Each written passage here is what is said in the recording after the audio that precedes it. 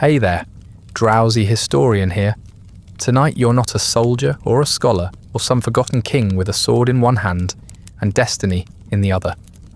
You're a child, small, soft, and silent. A daughter, which in this time and place is less a role than a sentence. You won't be asked what you want. You'll be shaped into what's needed. A perfect wife in miniature with perfect feet to match. Not by choice, by cloth, by bone, by duty passed down, like family silver. You won't understand it at first, and that's all right. Understanding won't help. It rarely does. Before we start tightening the bandages again and pretending the bleeding is part of the beauty, do me a small favour. Comment where you're listening from and what time it is there. If you want early access to these uncomfortable lullabies, ad-free audio of the episodes, or just want to support the show, you'll find the Patreon link in the description. But for now, lie back, get comfortable, and remember, pain is not the punishment, it's the expectation. Let's begin. You don't remember the day you were born, but everyone else seems to. They talk about it like it was the arrival of a blessing, though the tone never quite matches the words. You were small, they say, with dark hair and long fingers, and a cry that didn't stop until nightfall. Your mother cried too, but not from joy. They told her to be grateful. After all, a girl is still a child. Just not the kind that makes the neighbours jealous or the elders proud. Still, they wrapped you up and smiled for the midwife and said all the proper things. That's what's expected. Even now, you're learning what to be, and more importantly, what not to be. The house you grow up in is made of wood and quiet. It creaks when no one moves. The walls are thin, the windows smaller than they need to be, and everything smells faintly of boiled rice and damp earth. You're not allowed in every room, but you learn to listen from the ones you're allowed to enter. You listen to the floorboards. You listen to the breath of your grandmother when she naps in her low chair. You listen to the adults speak in that careful way that means you're not meant to understand. The truth is, you don't, not fully, but your body listens even when your ears don't. And your body learns. You walk early. That much your mother brags about. Not loudly, but just enough that your father doesn't forget you exist. You toddle across the packed dirt floor with arms out and head tilted, laughing at your own feet like they're something magical. You don't know it yet, but they are. Not for the reasons you think. Not for running or dancing or balance. They're important because they'll be your offering. Your sacrifice. Your ticket. Not out of poverty, but deeper into it. Through a door carved with the word respectable. You don't know any of that. You just know that your mother's face doesn't look happy when she watches you run. The first time your grandmother holds your foot in her lap, it's not to kiss it or tickle it or marvel at how fast you're growing. She holds it with the seriousness of someone evaluating a crop yield. Her hands are dry, lined and firm, and she moves your toes like she's testing the hinges on a box. You giggle at first, then you stop because she doesn't. She lifts your foot toward the light, squinting slightly, and murmurs something about good length, pliable shape, and obedient bones. Your mother doesn't respond out loud, but she nods. After that, it becomes a sort of ritual.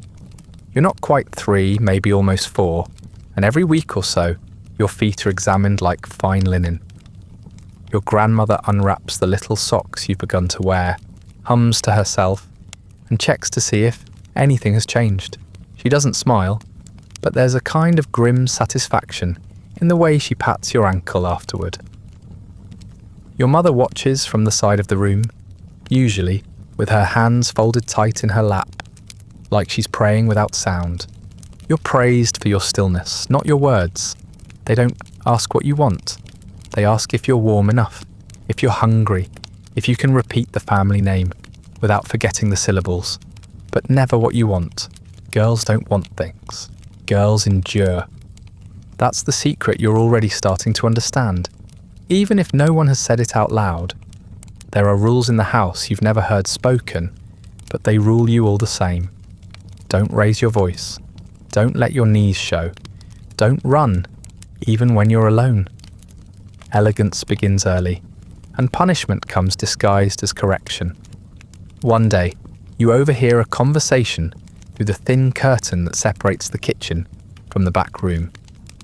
Your grandmother is whispering to your mother. You can't make out every word, but there's something about 4 years old and springtime, and the sooner the better. Your name is mentioned only once and softly, the way someone might speak of a piece of silk they're about to cut. That night, the adults stay up after you've been put to bed. You can hear the clatter of a pot being pulled from the hearth, the rustle of cotton strips being unfolded, and the hiss of boiling water poured into a bowl. The smell wakes you partway through the night. Not fully, just enough to know something has changed. Herbs, old ones, medicinal and bitter, like the kind they press against fevers and toothaches. You drift off again before the footsteps reach your doorway, but your feet remember, it begins before dawn. That's how you know it matters.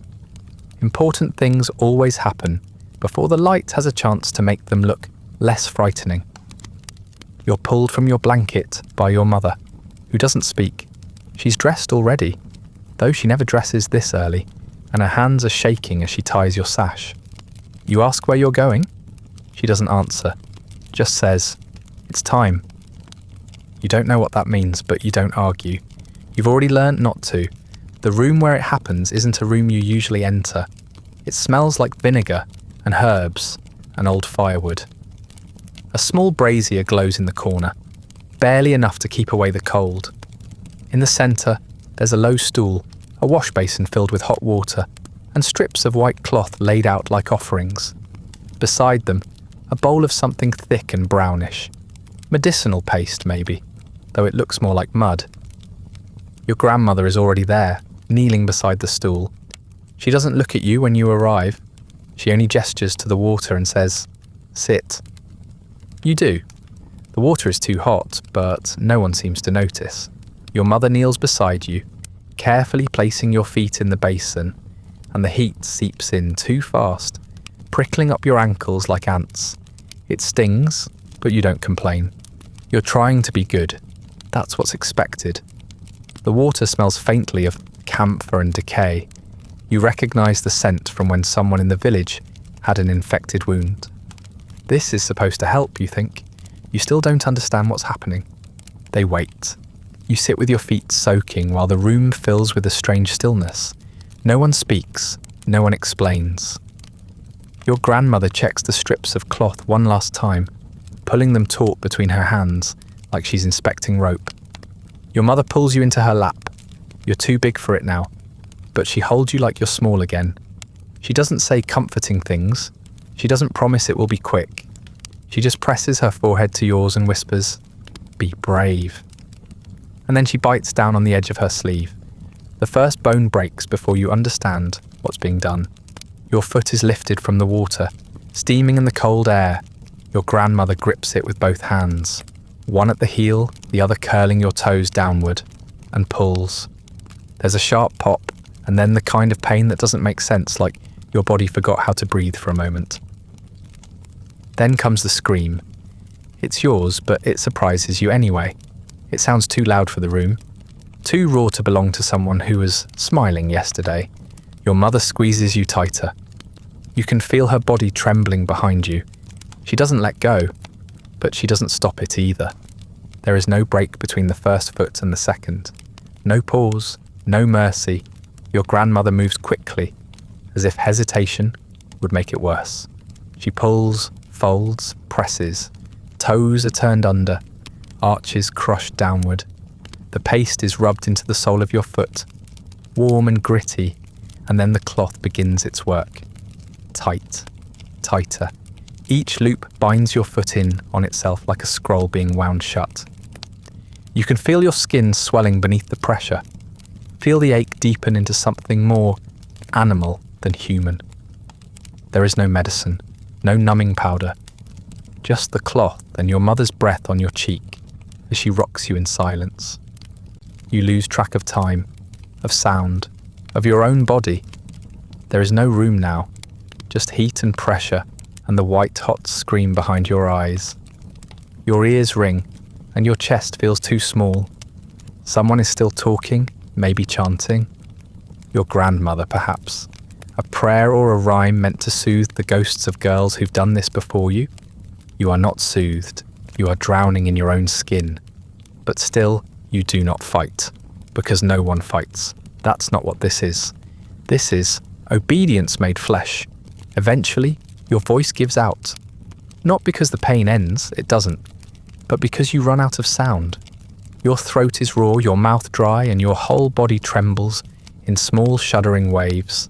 You slump forward, too exhausted to cry anymore. Your mother wipes your face with her sleeve. Her own face is wet. She doesn't try to hide it. She just holds you a little tighter and says again, "Be brave," not like a command, like an apology. When the wrapping is finished, your feet look smaller, misshapen, tidy, like something that belongs in a box. The cloth is neat, symmetrical, and soaked through with a mix of herbs and blood and sweat. Your grandmother nods once. She places your feet gently on a cushion, careful not to unravel the work, and stands. You expect someone to say something, to praise you, to explain what comes next. But instead, they simply leave the room, one by one. You lie there alone, unsure if you passed some kind of test or failed one you didn't know you were taking.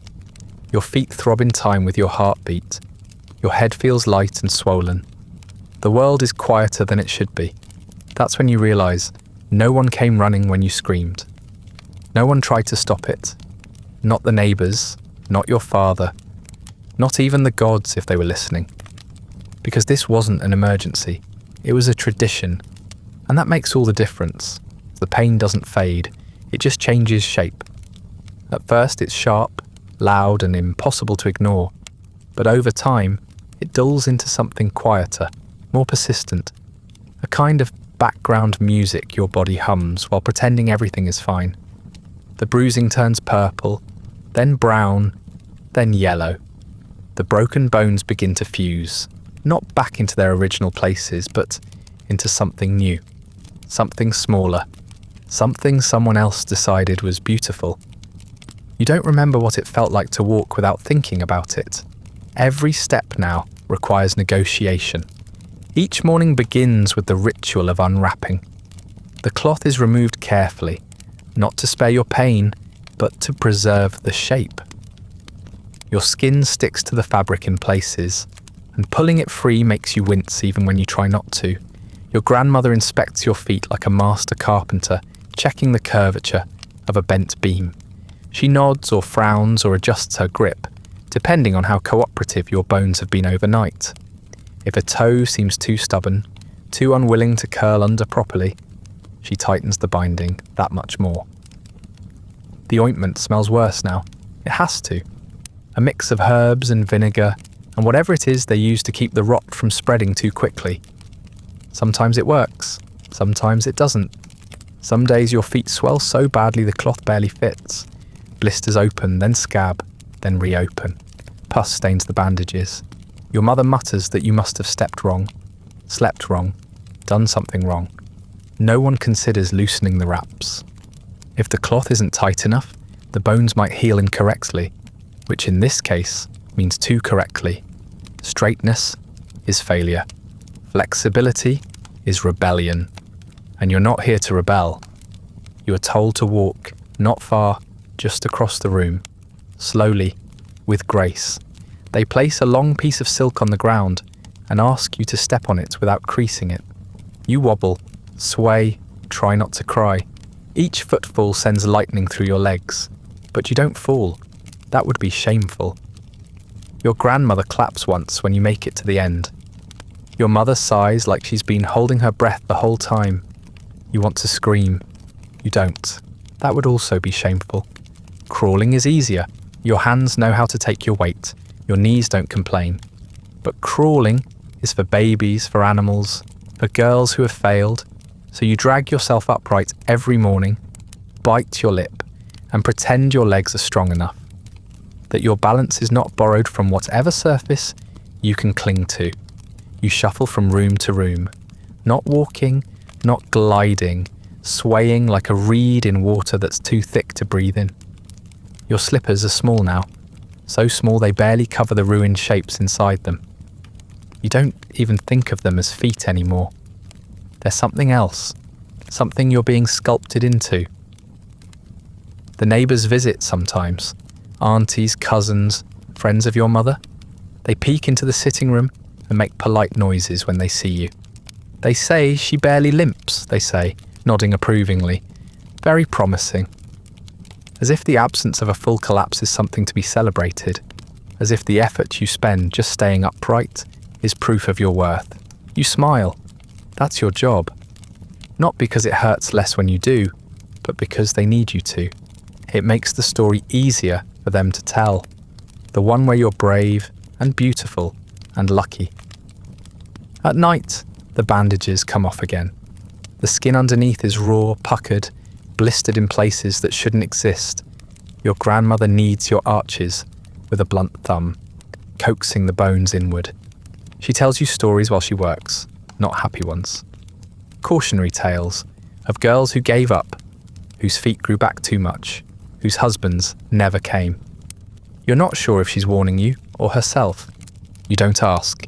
You just nod and let her work. By the end of the 3rd month, your feet have shrunk from 5 inches to 4. The pain is quieter now. Not gone. Never gone. But manageable if you don't think too much about it. You stop crying. You stop asking questions. Your body moves without consulting you first. Muscle memory takes over. You are a statue learning to bend. When you hit 3.5 inches, there's a celebration. Not a feast, but a sweet bun with candied orange peel placed into your hand like a medal. You eat it slowly, chewing through the ache in your jaw. The sugar tastes like approval. That night, the binding is even tighter than usual. It's your reward. It's your punishment. It's the same thing. Soon 3 inches will be the goal. Golden lotuses. The phrase is said with reverence, as if it were a title you can earn. You try not to look at your toes. One of them is black around the nail. Another has curled under so tightly that it rubs raw against the pad of your foot. You don't tell anyone. What would you say? That the process is working too well? You sleep lightly because deep sleep makes your feet swell. Because deep sleep invites dreams of running, and those hurt when you wake. You lie very still and count your breaths. The world has shrunk with your body. Each inch lost is a badge you didn't ask for, a price you didn't agree to, but you pay it anyway, because you were born to. Your mother walks like the wind might knock her over, but never quite does.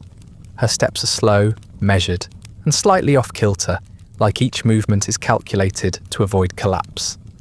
You used to think it was grace, now you know it's pain. The kind that stays so long, it forgets how to announce itself. She rarely shows discomfort, but you hear it anyway. In the pause before she stands, in the sharp intake of breath. When the weather turns cold, she doesn't limp. She drifts, like a ghost in her own home. It's only after your own binding begins that you start to notice the details. How she avoids uneven ground. How she leans on furniture when she thinks no one is watching. How her shoes are shaped not like feet, but like the memory of feet, narrow, arched, impossibly small. You recognise them now for what they are, armour made of silk and denial. She wears them with pride as if to say, I did what was required. And in her mind, she did. That's the part that hurts the most. One evening, as she rewraps your feet with slower than usual fingers, she tells you a story. Not a new one. You've heard it before, though never this close up. Never while your own skin is peeling and your bones feel like splinters. She was 5, maybe 6 when her binding started. Later than you, she says, with a faint laugh, as if being broken later in life was some act of rebellion. Her mother did it too. Used vinegar and ash, swore by a recipe passed down from her grandmother. It's just how it was, she says, tugging the cloth a little tighter. Everyone did it. You wouldn't have had friends if you didn't. She tells you how her sisters cried louder than she did, how she was the bravest, how her mother said she'd find a husband with money because her arches were so high. She says it all, like it's a bedtime story, as if the screams and the blood were just background noise, not the main event. Her voice is soft, fond even. There's pride tucked between the syllables, the way someone might remember winning a race they never wanted to run.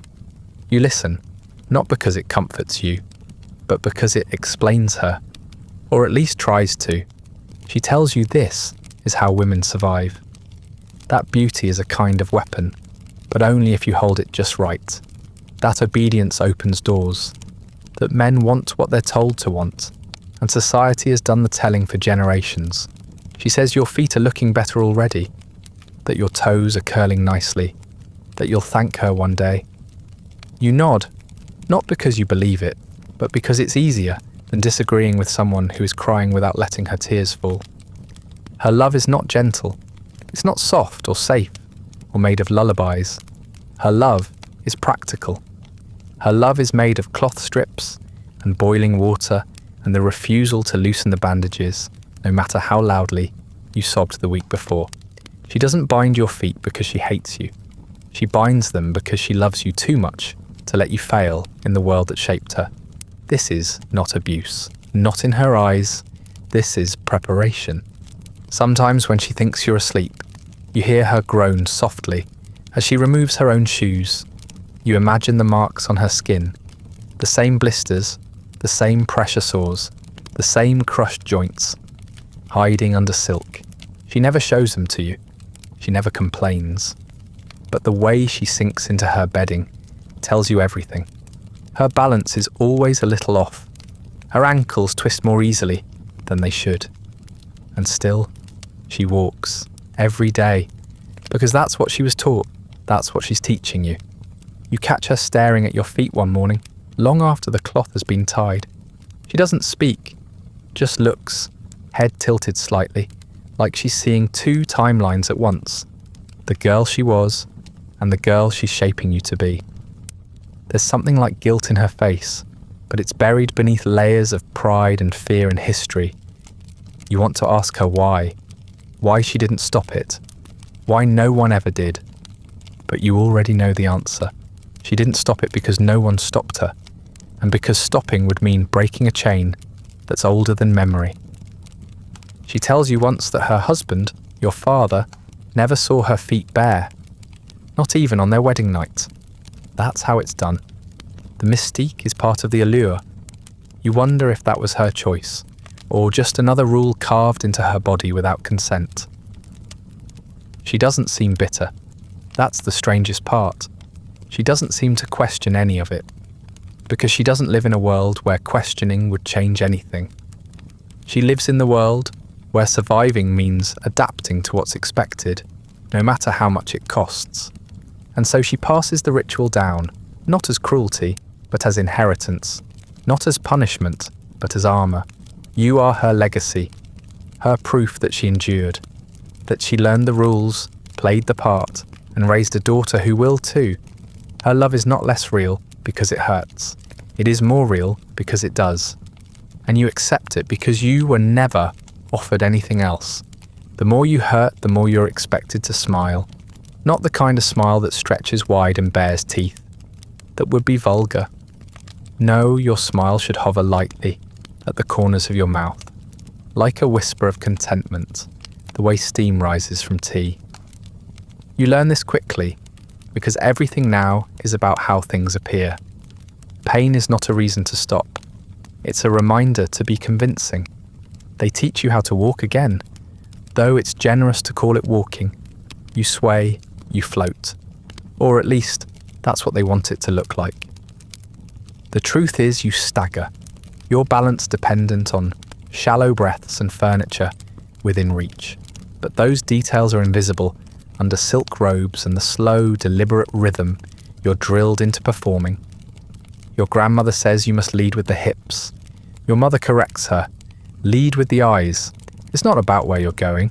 It's about who's watching. Etiquette lessons begin once your gait is sufficiently elegant. That's the phrase they use.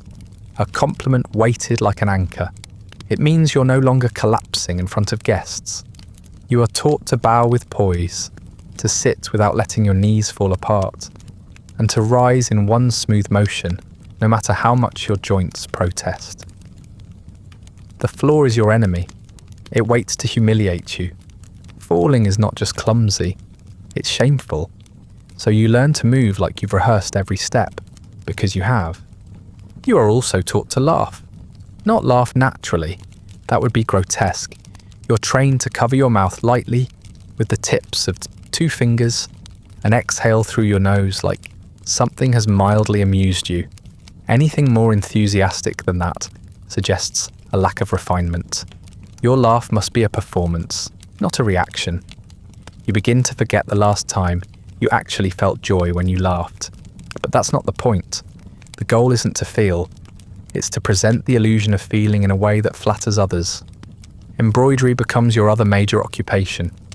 You spend hours stitching flowers onto fabric you'll never wear, crafting delicate patterns into slippers that you yourself can barely walk in.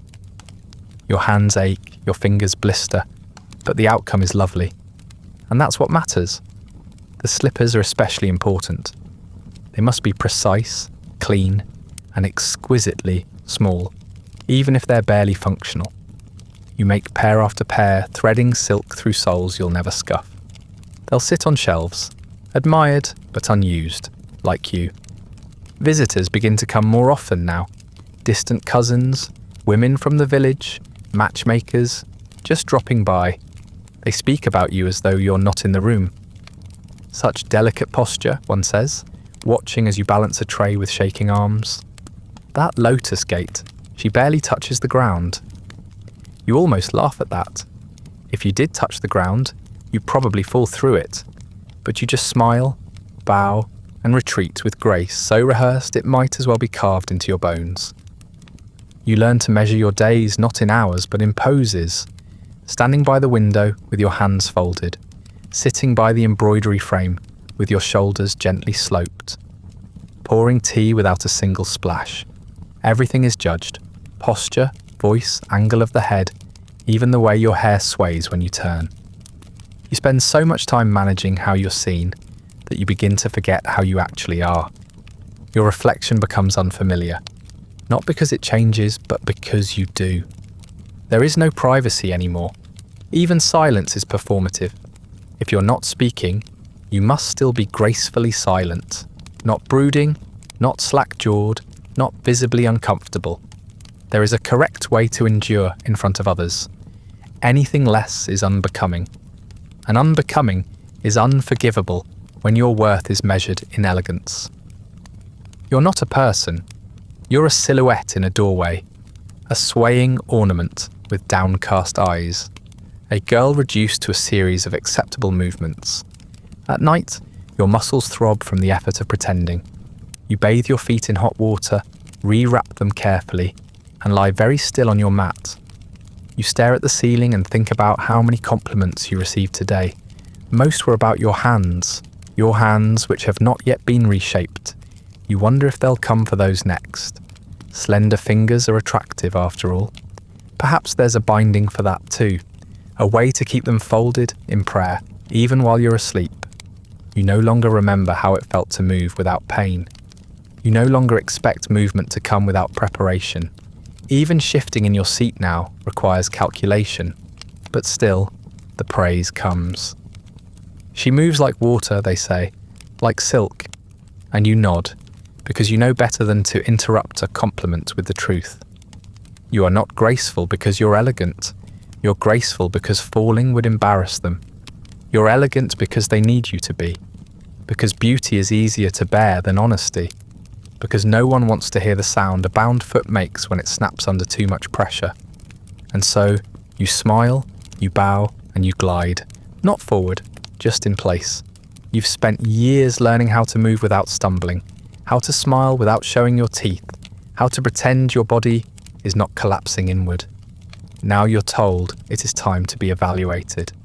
Not for school, not for talent, for sale. The word marriage is used, but only in the way it might describe a shipment of silk finally ready for market. You are dressed in your best robe, pale green, embroidered at the collar, and told to wait in the sitting room. Your feet, of course, are the main event. Your face is incidental. The first matchmaker arrives before breakfast. She doesn't ask your name. She asks to see your slippers. Not the ones you walk in, the ones you've been sewing for display. The ones that are impossibly tiny, impossibly clean, and impossibly fake. You hand them over with both hands and lower your eyes. She weighs them in her palm, like they might whisper secrets to her. Then she looks at your feet, wrapped tightly in their embroidered bindings, and nods as if this is all very scientific. Then comes the inspection. You are seated on a stool while she unbinds your feet, slowly, professionally, without the tenderness your mother might have shown in earlier years. She checks the curvature, the compression, the flexibility of your toes. She presses against the arch to feel how high it rises. You flinch. She smiles. That's a good sign. It means the pain is still active, still effective. She praises your mother for preserving the shape, as if your feet were fruit kept in cool storage, as if you had nothing to do with it. You are praised for what you lack: space, stability, movement. 3-inch golden lotuses, she murmurs, almost reverently. That's the highest compliment.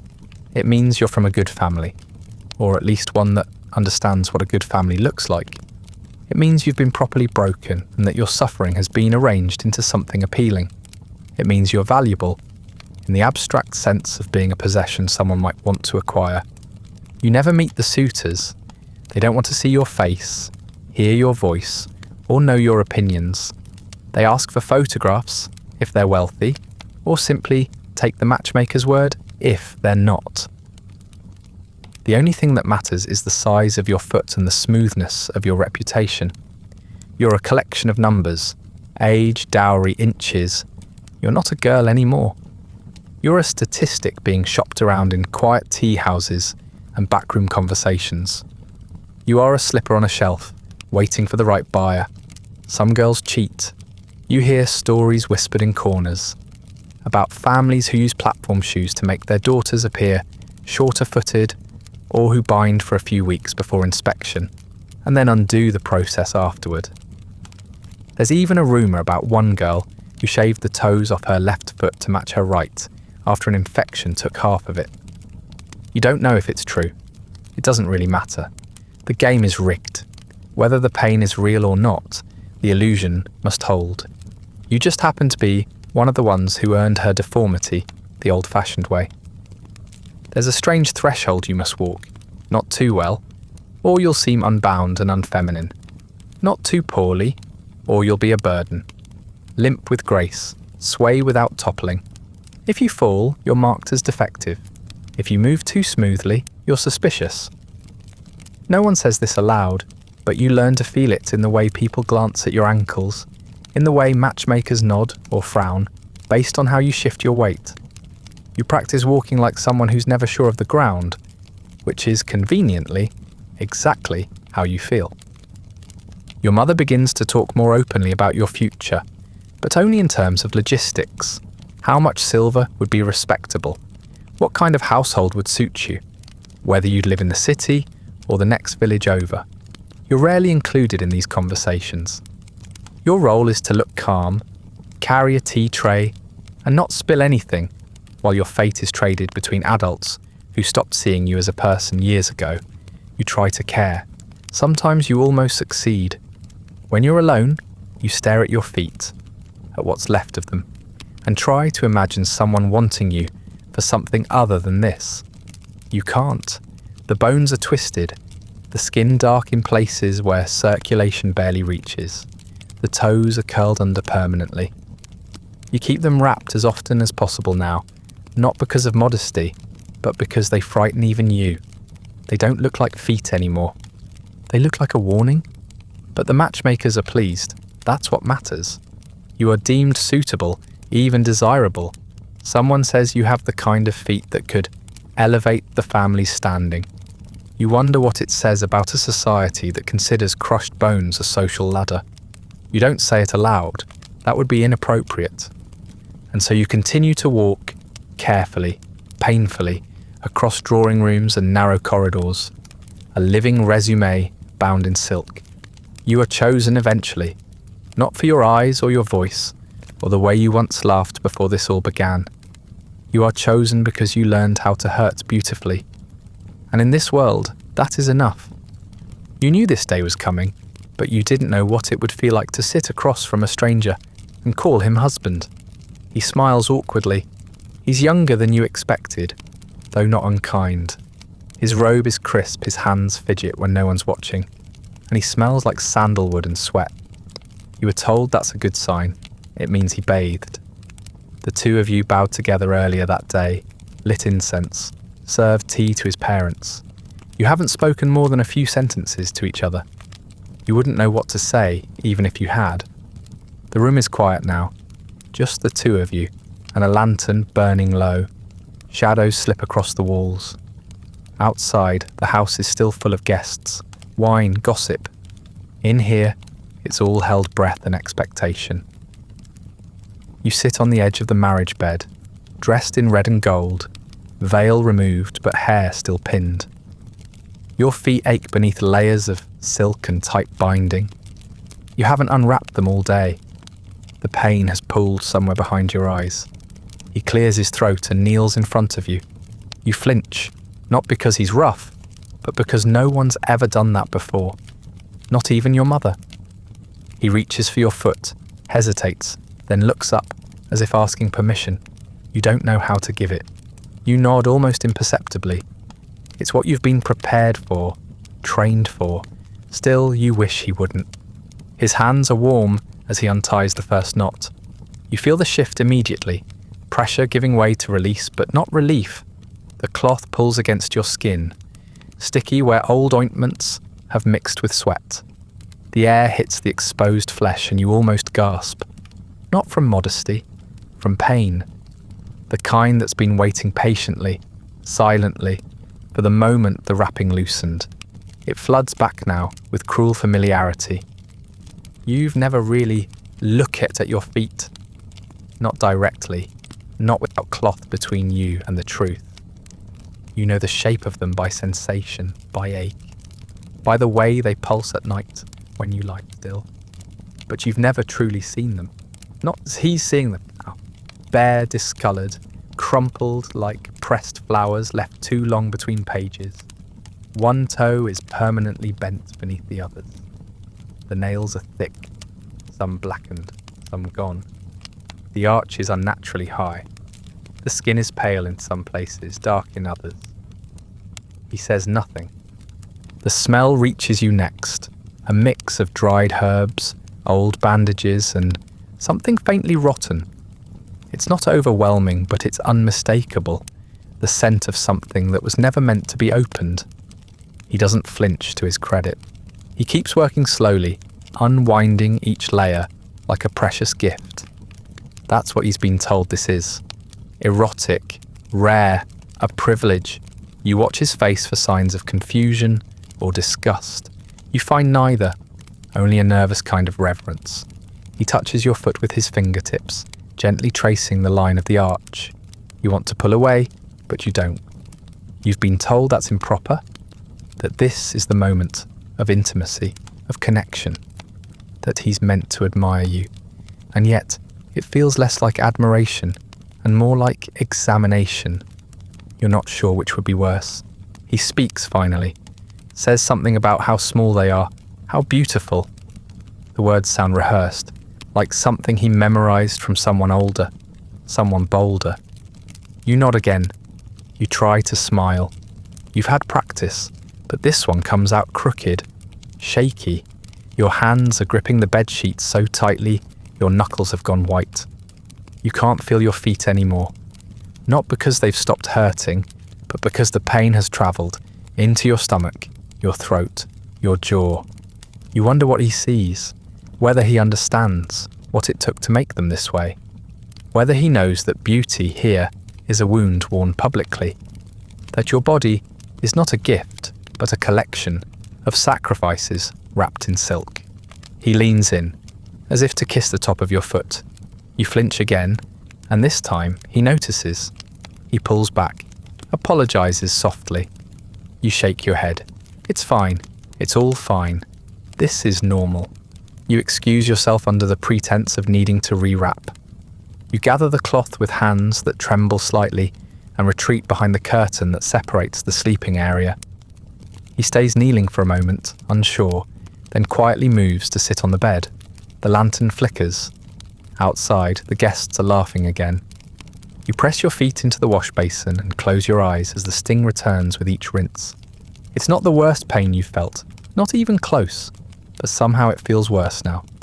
Like exposure, like shame. You wrap them again slowly, carefully. You don't rush. You don't want to go back out just yet. Not because you're afraid of him, but because you don't know how to explain the part of you he just saw. You don't know how to explain that your feet are not a secret. They're a warning, and now that they've been unwrapped, the truth has nowhere left to hide. Eventually, you return to the bed. You lie beside him. He doesn't touch you, not right away. He whispers goodnight. You whisper it back. Your feet throb in their bindings, freshly tied and slightly too tight. You close your eyes and breathe through the ache. You don't sleep, but you pretend to, because that's what's expected. You thought the worst was behind you, that once you were married, the ache would settle into something manageable, a dull background hum you could live with. But then your body begins to change again, this time from the inside out. The nausea comes first, then the fatigue, then the steady widening of your belly as something grows beneath your ribs. You know what it means before anyone says the word aloud.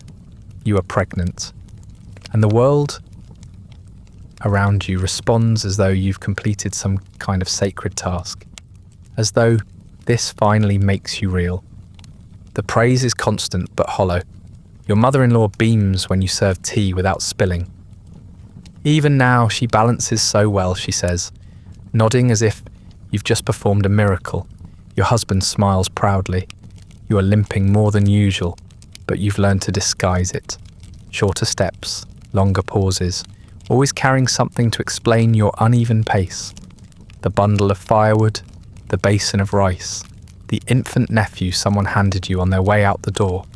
No one asks how you manage. They only congratulate you for not collapsing. You carry everything now. Water in buckets, food on trays, life in your stomach, pain in your feet. You carry the weight of obedience on your back and the weight of expectation in your hands. Every task is done slowly, deliberately. There is no other option.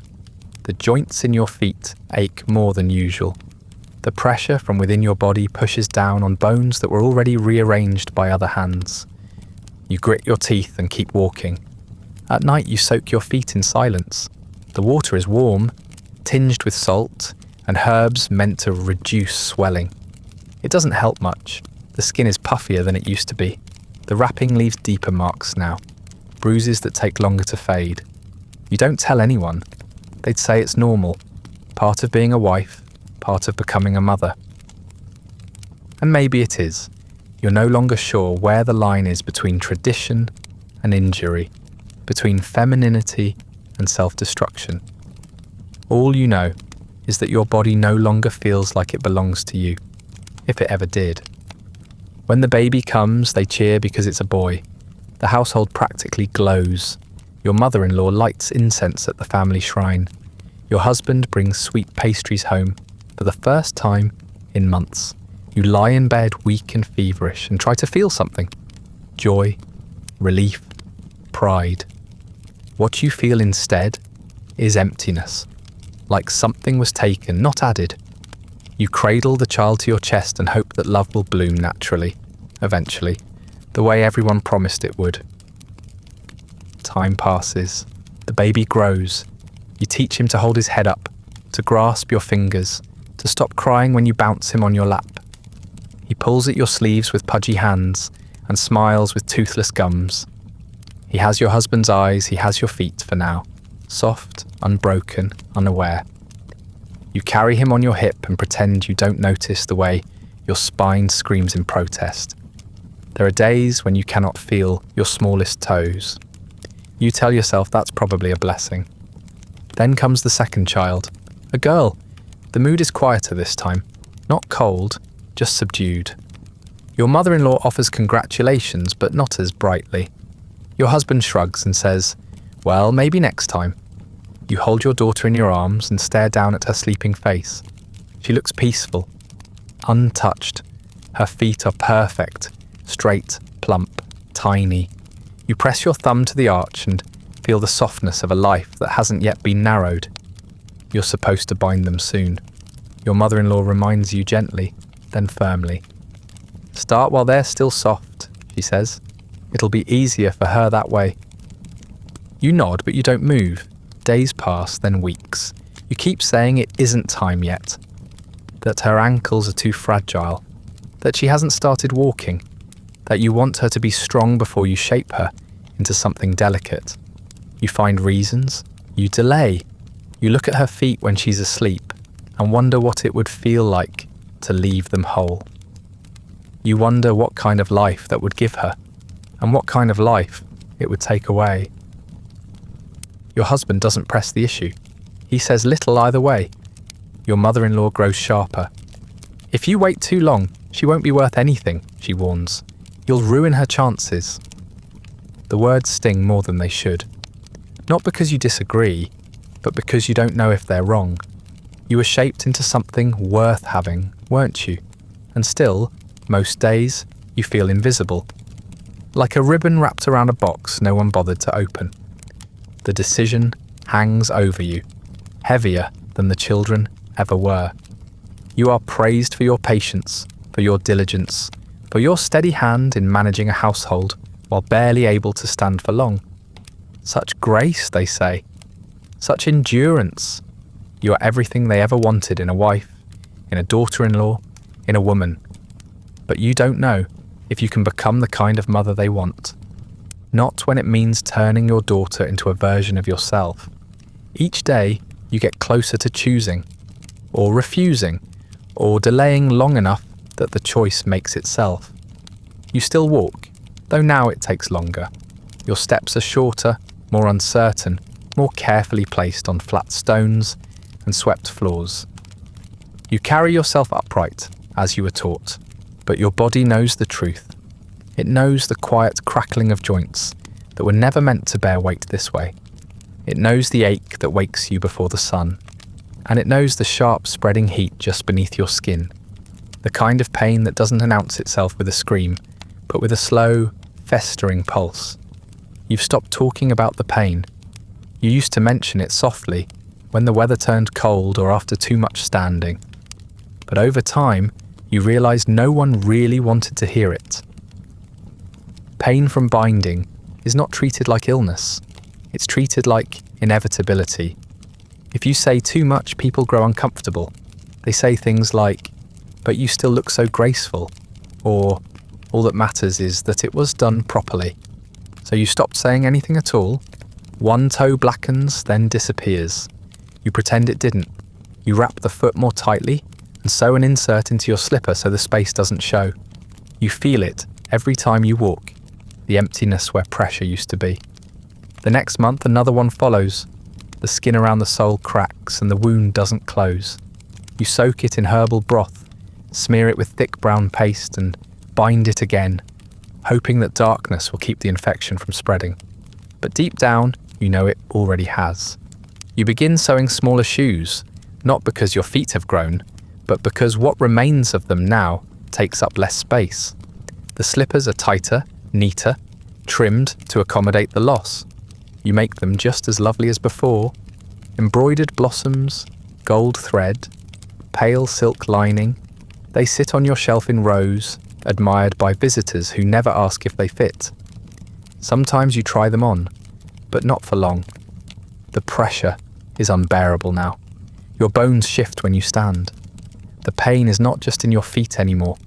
It rises into your knees, your hips, your spine. Your daughter watches you closely these days. She's older now, with strong legs and a quick, thoughtful gaze that reminds you of the girl you might have been if things had gone differently. She still hasn't been bound. You've delayed so long that even your mother-in-law has given up scolding. People whisper, but not loudly. Your husband says nothing.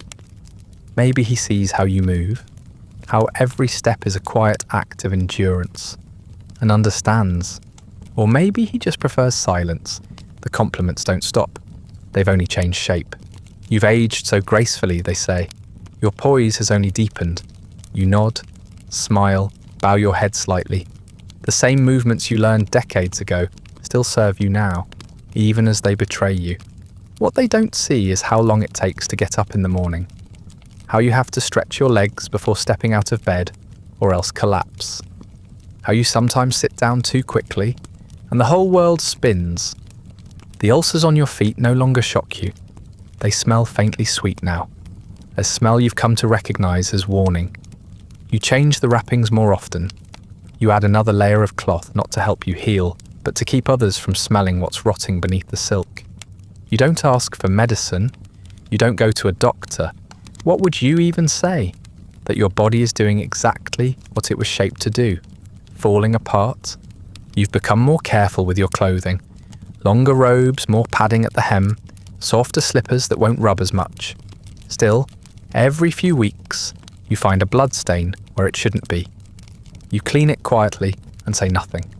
You don't limp in public. You don't rest unless the room is empty. Pain is not shameful, but acknowledging it is. So you perform your role even now. The dignified elder woman, composed and delicate.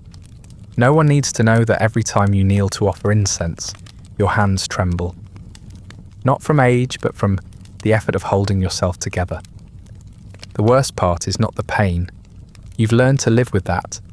It's the silence, the knowledge that this is normal, that no one is surprised, that no one will call it cruelty because it looks too much like tradition. You are still praised. You are still admired. You are still held up as an example of feminine success. And your body, which has been disintegrating slowly for years, is proof of it. Sometimes when you're alone, you unbind your feet just to look, to see how much is left. The toes are more scar than flesh. The skin is mottled, the bone underneath visibly warped. You run your fingers across the curve of the arch and think about how much effort it took to become this. You were never allowed to grow, only to fold. And yet when someone knocks at the door, you wrap them again. You slide into your best shoes. You smile. You bow. And they say, as always, what poise, what grace. As if that were the point. Change does not arrive with trumpets or declarations. It comes like fog, creeping through alleyways and quiet villages, softening the edges of everything you thought was certain. You don't notice it at first. The days still begin the same way, with boiled water and incense, the tight wrapping of your feet, and the slow arrangement of the world into things you can endure. But then someone mentions that the emperor is gone, that the Qing are finished, that the modern era has begun, and that the girls, now, are running. You don't believe it until you see it. A group of schoolgirls passes through your village one morning, on their way to a new boarding school in the city. Their hair is cropped short, their uniforms crisp and blue, their shoes wide and flat and functional. They run past your courtyard, laughing, careless, bold. None of them are bound. Their feet slap the earth loudly, without apology.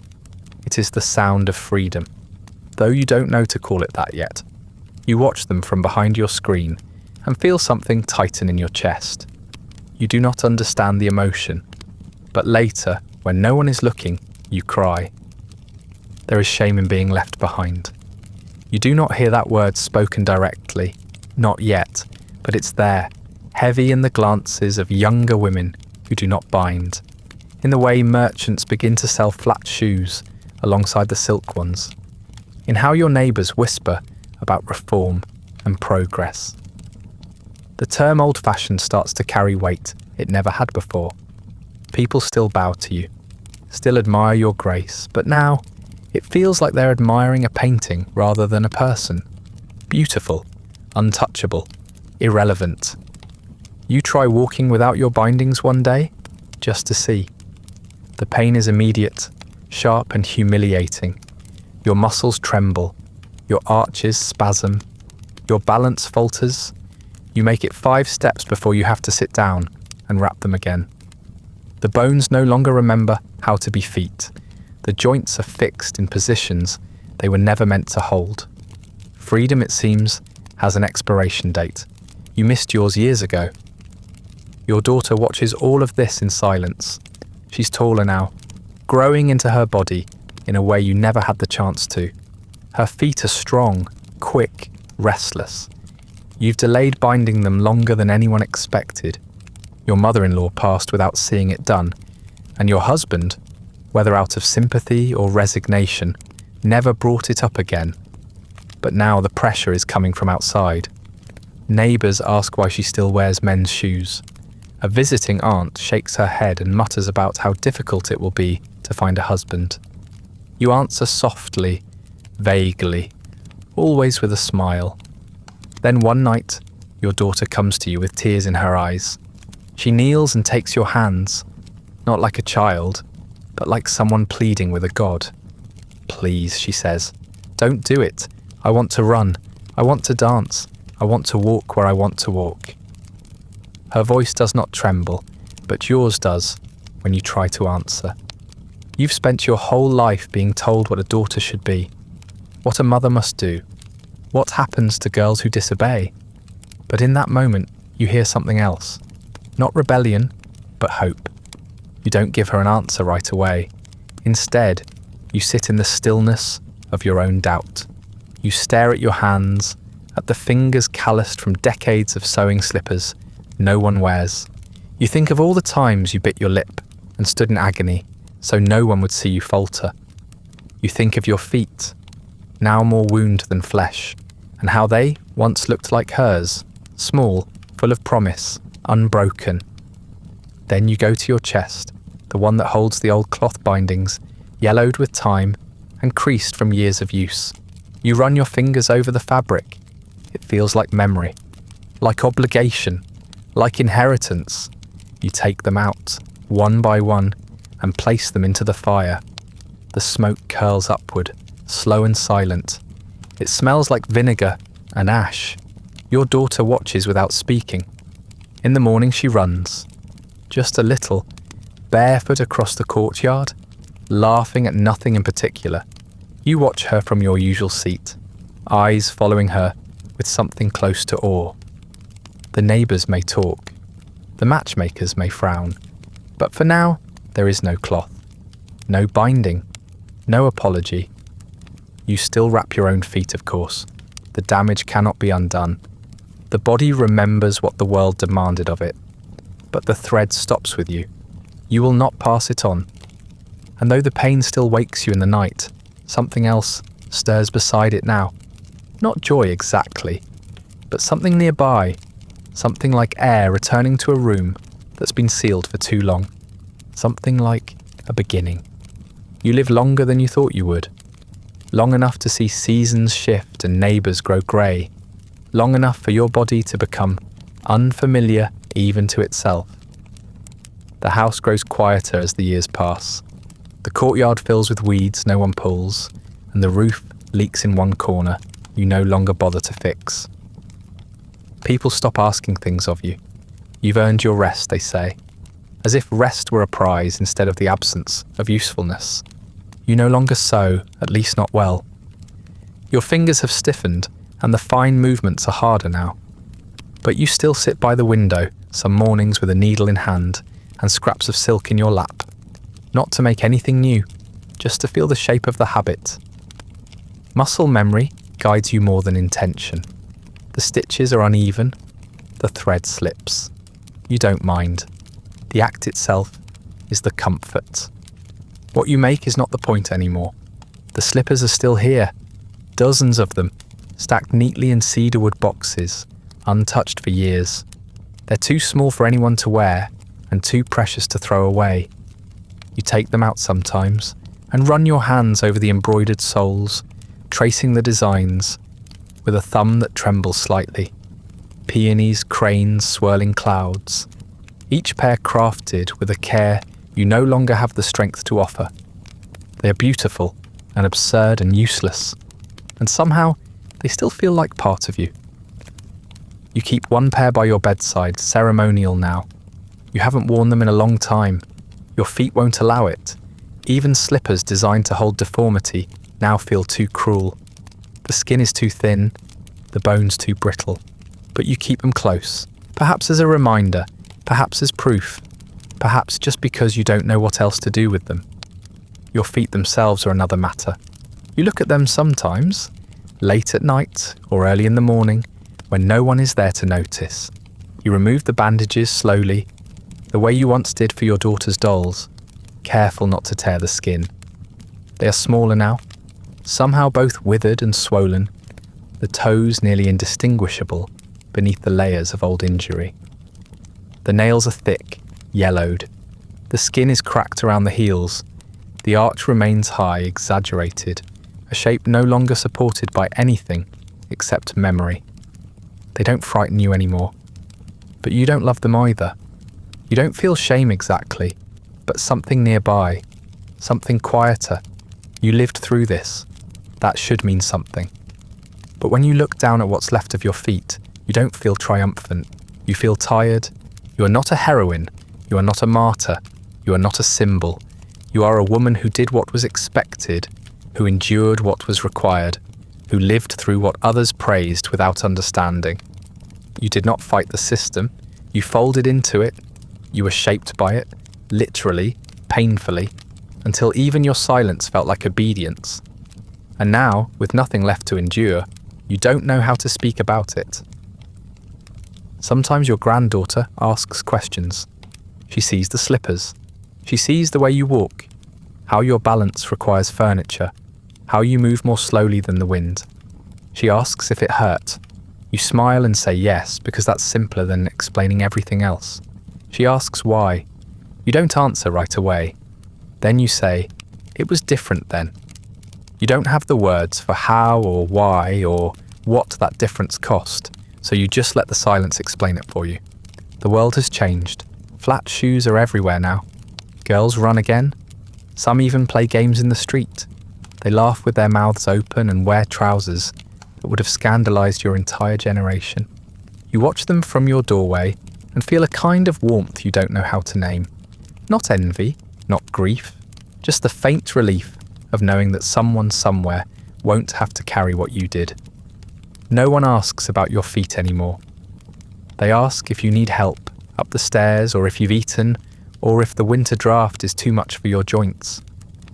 But the story written into your body is fading. The scars don't speak loudly. They're soft, buried beneath layers of politeness and time. Even the pain feels like it belongs to someone else now. You wonder if that's what forgetting feels like. Not the loss of memory, but the slow fading of its weight.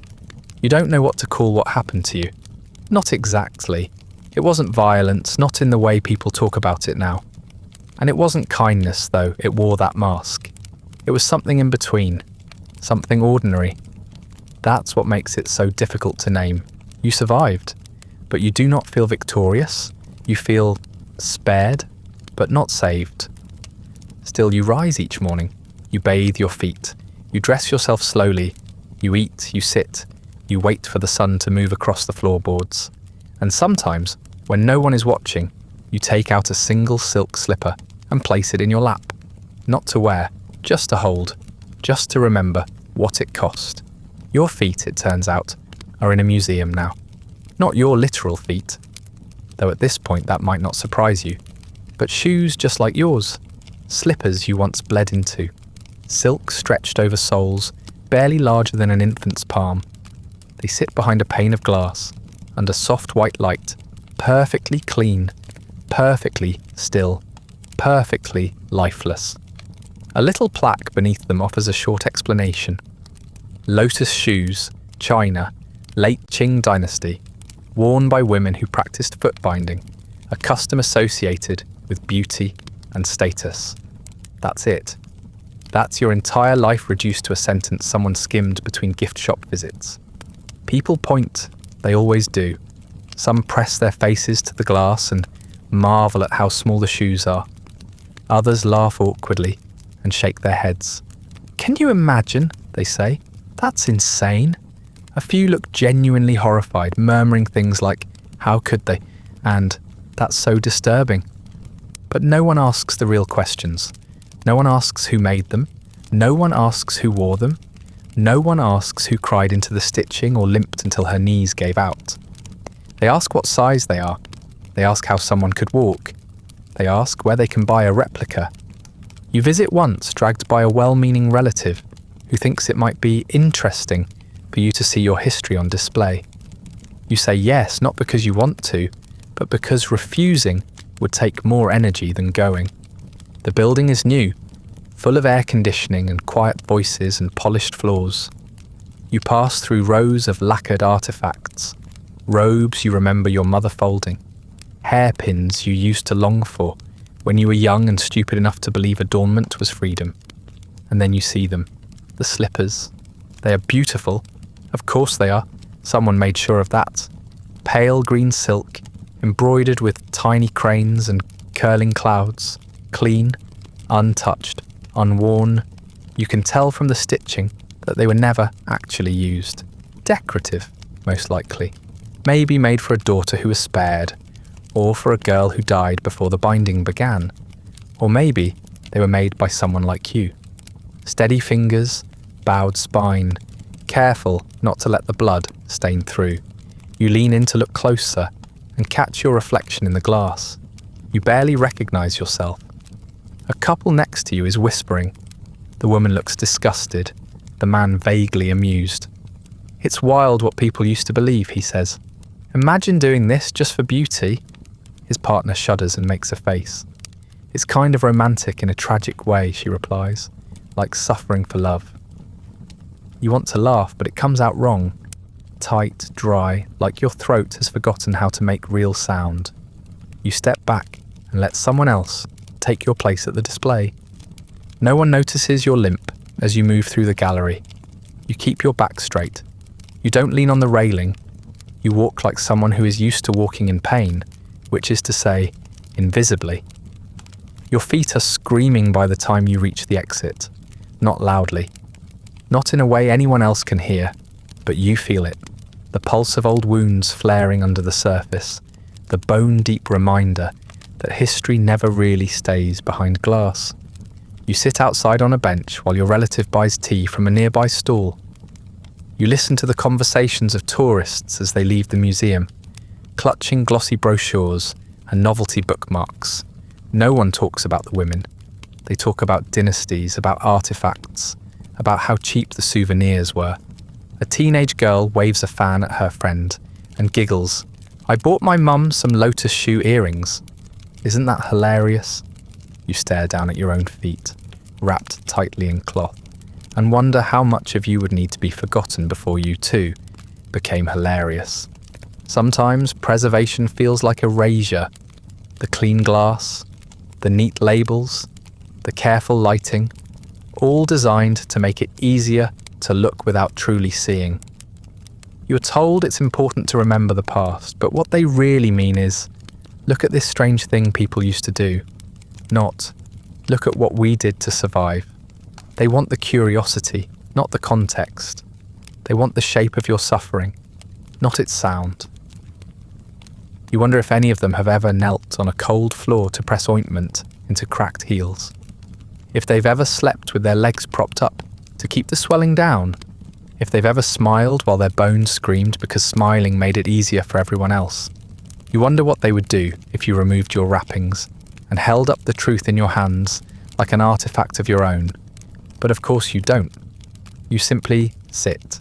You drink your tea when it's offered. You thank your relative for the outing and say, yes, it was very interesting. You go home, unwrap your feet in private, and pretend it didn't shake you to see yourself behind glass.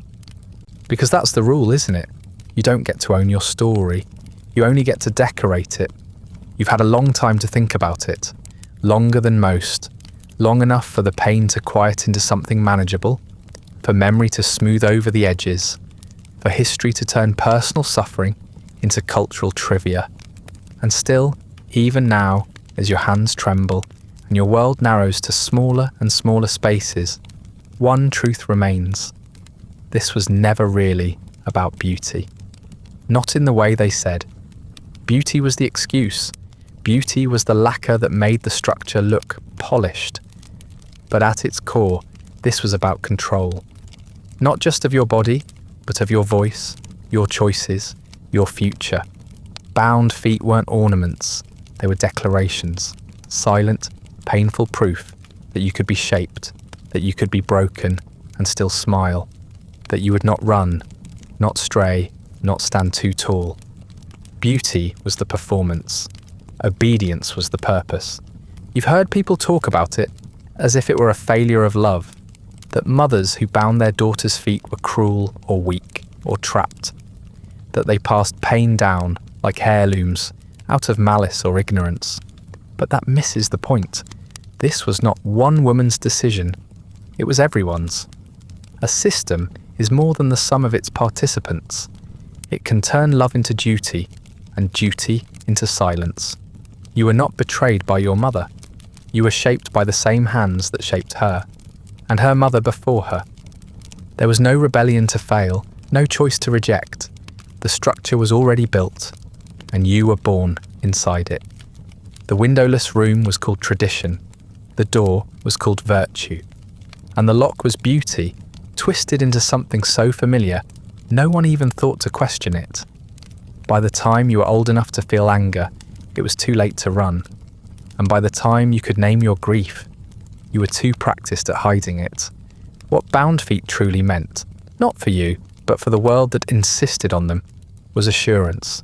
Assurance that women would stay where they were placed. Assurance that wives would not wander. Assurance that daughters would become manageable wives, and that households would remain ordered, quiet, and intact. It was about trust, but not the kind built on love, the kind built on submission. You think now about the things you weren't allowed to do. Run, climb, dance without care, walk where you pleased, argue too loudly, laugh too fully. Not because you didn't want to, but because you learned early what happened when you made yourself too large. When you tried to stretch beyond the space that was drawn for you. The bindings didn't end at your ankles. They reached into your throat, your shoulders, your very breath.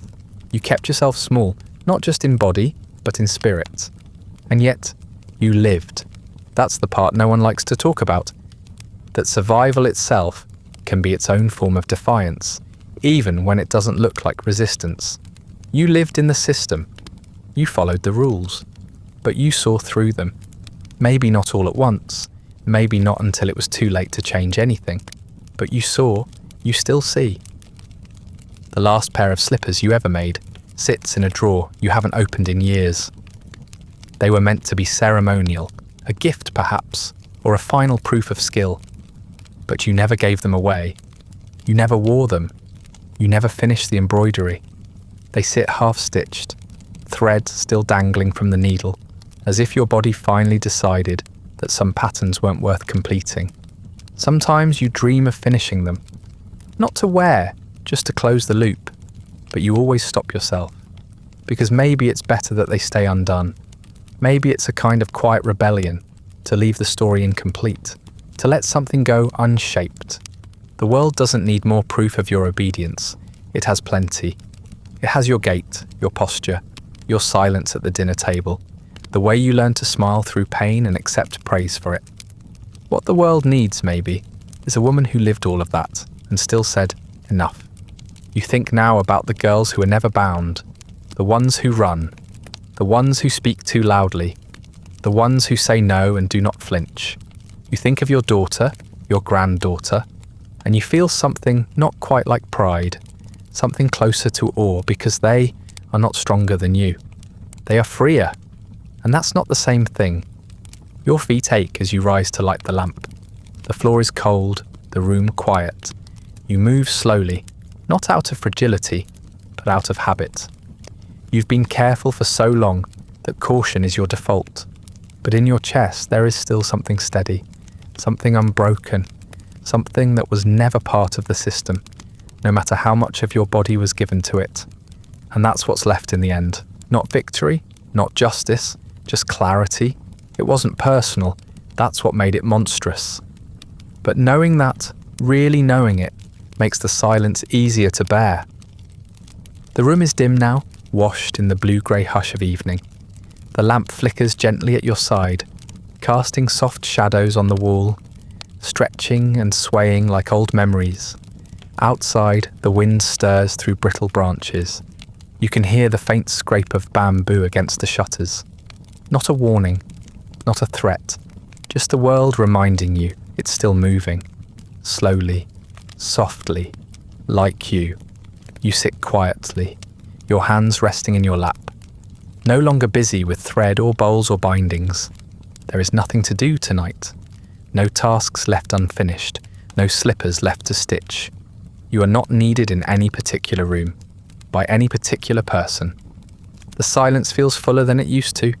You no longer try to fill it with small sounds or practice smiles. You just breathe, in and out, shallow but steady. Your breath has grown slower in recent months, the way old clocks begin to tick more gently before they stop. You notice it now, as you exhale, long and quiet, like a thread unwinding between your ribs.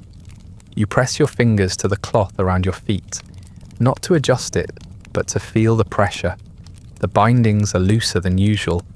You don't remember leaving them that way, but you don't tighten them again. Tonight, it feels right. A small mercy, a whisper of forgiveness.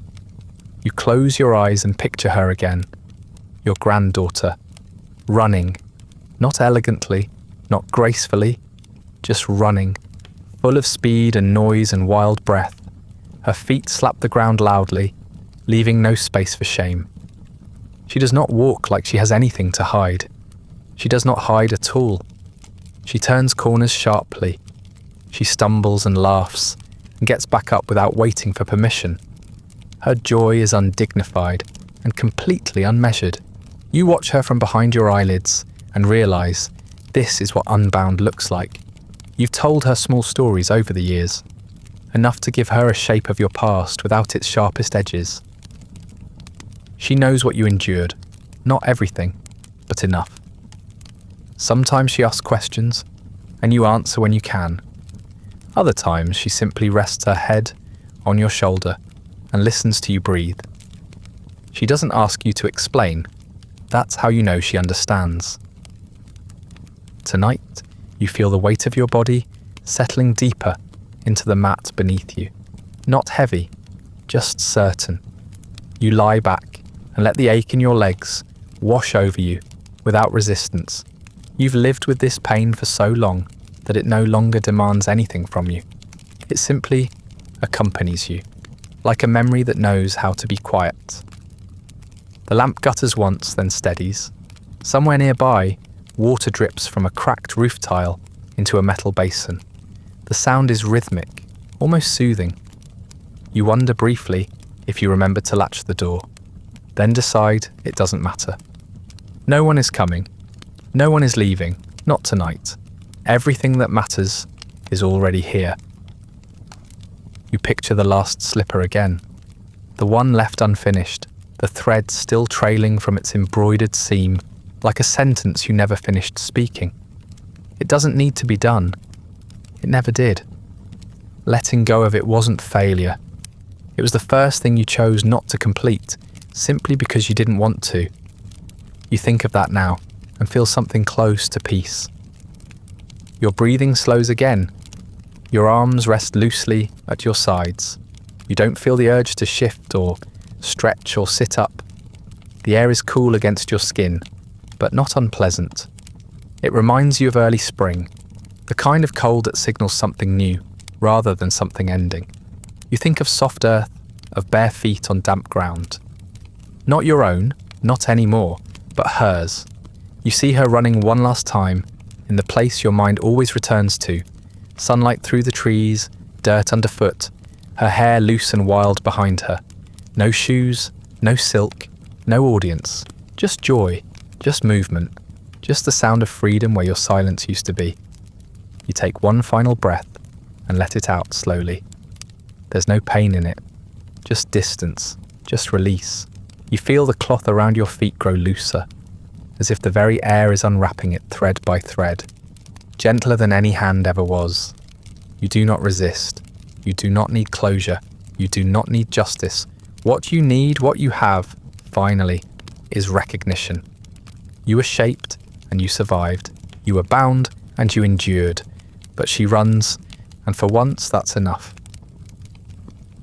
That brings us to the end of tonight's story. Not of triumph, but of quiet persistence, of a woman shaped by hands that called it love, of pain wrapped in silk and passed down as tradition. If you're still awake, thank you for sitting with me in the stillness of a life that was endured, not chosen, where silence kept the peace, obedience masked the harm, and beauty was just another way to stay small. If you'd like early access to future stories, ad-free audio of these episodes, or just want to support the show, the Patreon link is in the description. You can also like, subscribe, or leave a comment sharing which forgotten life, unspoken legacy, or buried history you'd like to hear next. And if you're listening on a podcast app, a rating or review helps others find their way to these stories. Sleep well,